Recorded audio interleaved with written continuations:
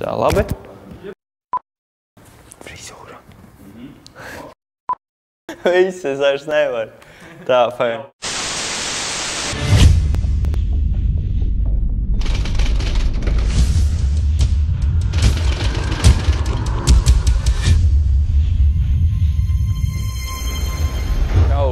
Mani sauc Matīs Skarro. Esmu no Baložiem, Rīgas rajona.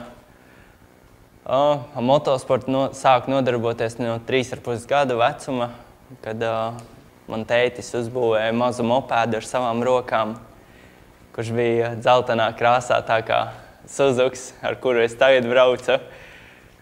Kur tagad es esmu šeit, 19 gadus jauns sportists. Un viens no maniem sapņiem toreiz bērnībā bija piedalīties pasaules čempionātā. Vēl atceros tagad, ka man bija kaut kādi 14 gadi. Un es skatījos visādas kasetes, kā tur pasaulē džeki gāž, un es sapņoju, ka kādreiz arī varētu tikt tajā līmenī un piedalīties un sacensties ar visiem džekiem kopā.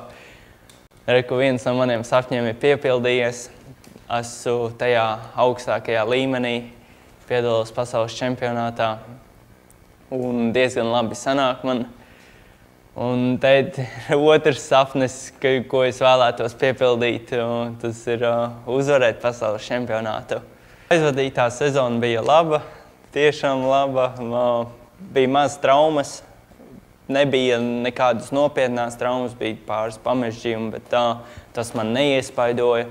Diemžēl bija problēmas ar mocīti šogad, tieši ar elektroniku, ka diezgan bieži man nojuka, un rezultāts nebija tāds, kāds es vēlējos sezonas beigās. Bet jāskatās pozitīvi un jāstrādā uz nākošo gadu. Šī bija labākā sezona manā karjerā, jo man bija visstabilākie rezultāti, jo katrā braucienā es biju pirmajā 15. Ja nebija nekādas kļūdas man. Un sezona beidzās oktobra sākumā, un tad man bija 3 nedēļas atpūta no mocīša un no fiziskajiem treniņiem. Tad jau sācies jauns mēnesis, novembris, un es jau pilnvērtīgi strādāju pie fiziskā kopā ar Kasparu Stupeli. Un, lai novērstu pagājušā gada kļūdas, ka sezonas sākumā es vēl nebiju īsti gatavs, tāpēc jau mēs ļoti nopietni strādājam, esam izanalizējuši pagājušā gada kļūdas. Un es ceru uz ļoti labu rezultātu nākošu gadu, un lai arī sezonas sākumā es būtu gatavs uz visiem mačiem. Rūpnīca Suzuki komanda izteica piedāvājumu, ka es varētu startēt šajā komandā, kuru es ļoti gribētu tikt uz to komandu, lai es varētu pierādīt nākošu gadu, ka es arī varu būt ļoti labs sportists. Rūpnīcas komandai ir ļoti viegli motocikli, viņi izmanto titāna skrūves. Viņiem bija tā, ka šogad pat, ka motocikli bija tik viegli uztaisīti, ka vairāk nevarēja tikt cauri tehniskajai kontrolei. Viņiem nācās likt atpakaļ svaru klāt. Ar motoru ir tā, ka tur tieši strādā Japānas rūpnīca tieši strādā uz komandu, jo es zinu, ka šogad mums bija ļoti liela problēma ar cilindriem manai angļu komandai, jo Suzuki motocikliem bija no švaka materiāla uztaisīti cilindri, kas ātri izdila un vairs negāja ļoti labi. Un mēs jau pamanījām to, ka rūpnīcas komandai ir no cita materiāla uztaisīti šie cilindri. Un tad mēs gājām lūgt palīdzību, varbūt viņi var mums izpalīdzēt, mēs nopirksim vai kaut ko tādu, lai dabūtu labāku materiālu cilindru. Tas bija no malas, ko varēja redzēt, ka motoram ir uzlabojumi. Informācija par ātrumkārbu, ka viņi ir savādāka, kas palīdz uz startiem pret kalniem vai arī no līkuma izbraucot, kur ir fiksi leciens jāizlec, ka tā ātrumkārba ir daudz labāka un palīdz uzņemt ātrumu labāk pirms leciena, vai arī startā daudz labāk var izšauties no barjeras un izcelt startiņu. Suzuki Japānas rūpnīca arī atrada, ka cilindra galva ir var izveidot savādāk, ko viņi ir izdarījuši, un motocikli iet pavisam savādāk. Var pilnīgi dzirdēt no malas, ka viņi rūt savādāk, izklausās, ka ir lielāki apgriezieni, kas arī palīdz no starta, palīdz uz lecieniem, ka nav jāpārslēdzas tik ātri ar ātrumiem.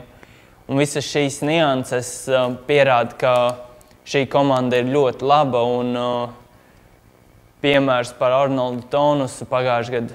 Mēs braucām apmēram vienā līmenī, cīnījāmies, un šogad viņš ir ļoti labi startējis. Un katrās sacensībās viņš ir bijis pirmajā desmitniekā, un pēdējā posmā viņš izcīnīja 3. vietu kopvērtējumā. Un šeit var arī redzēt, ka tieši Suzuki rūpnīcas komanda ir ļoti laba, strādā tieši uz sportistiem. Viss personāls ir atstrādājis, kas ir jādara, viņi zina, ko darīt. Visas treniņu nometnes, viss ir atstrādāts, un viņi zina, kā sasniegt šo mērķi. Sasniegt šo mērķi mēs esam izveidojuši atbalsta programmu Kopā mēs to varam, kurā arī mēs esam izveidojuši ziedojumu tālruni 900 6684, uz kuru piezvanot jūs atbalstat mani ar 1 latu, lai sasniegtu šo mērķi. Šobrīd ļoti nopietni strādājam pie lielo atbalstītāju piesaistīšanas, lai sasniegtu savus mērķus. Milzīgs paldies katram no jums, kurš ir iesaistījies manā atbalsta programmā.